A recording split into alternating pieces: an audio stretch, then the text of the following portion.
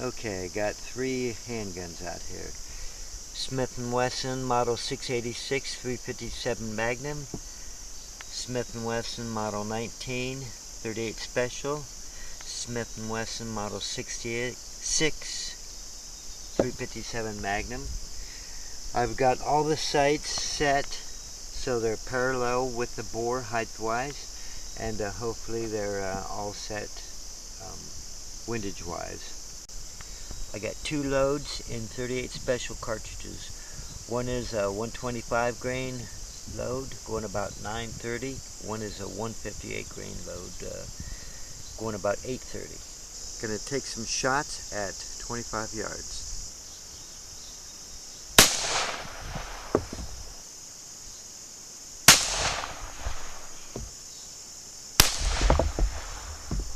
Now remember, these sight heights are parallel with the bore, and they're in order of how high they hit. This hits higher. This is actually a little bit slower than that one, really. This is right in the center. This is low. This is much slower.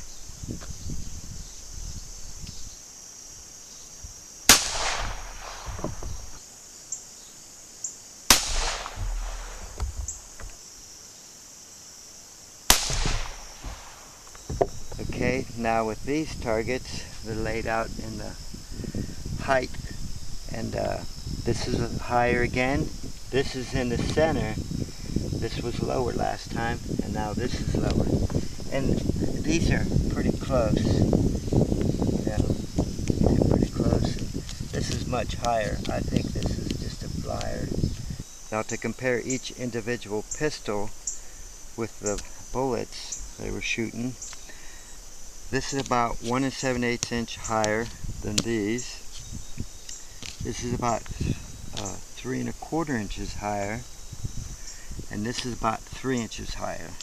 Also, this revolver has a tall front sight, and I was assured that it's so I can, you know, aim lower.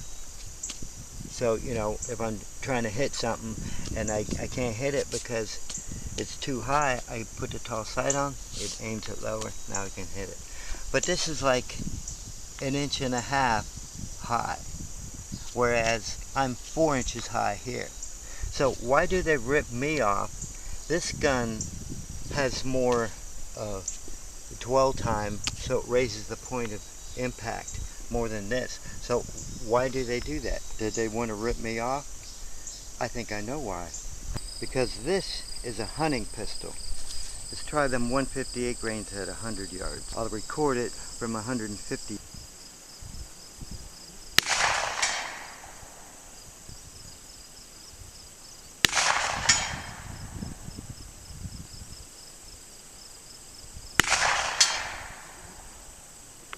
Okay, the 158's right there, there, and there.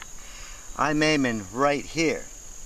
You know, the sight is normal for my gun is because it's just gonna drop. You know, it's a long-range gun. They don't expect me to shoot at 25 yards. I mean, you do if you're hunting or whatever, but you know your holdover.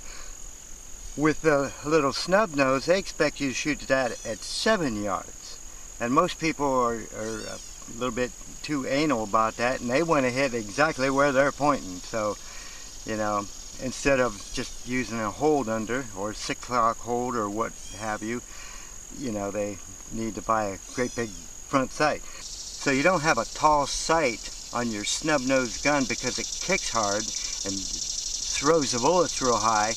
It does it because that's a short range weapon. Try some of those 125 grains now.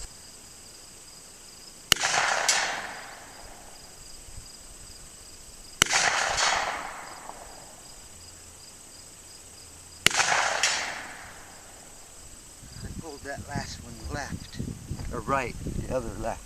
Faster, lighter bullets hit higher, and heavier bullets hit lower. Well, you know, I don't really do the 25-yard shooting, and the only time I really do it is when I'm doing tests like this. because everyone insists on doing it at a specific distance that they shoot at, you know. Doesn't matter what I do, you know, it only matters with them. Even when I got a hunting pistol. So, this first group is about 8 1/4 inches. That's 8 1/4 minutes. That passes precision muster. And this one, even with the flyer measured, that's still passing precision muster. Remember, you guys are the ones that gave me these rules to go by. You know, I'm allowed huge groups. I'm going to try 3 shots with this at 100 yards. You know, I probably won't hit the target, but I've never tried, so.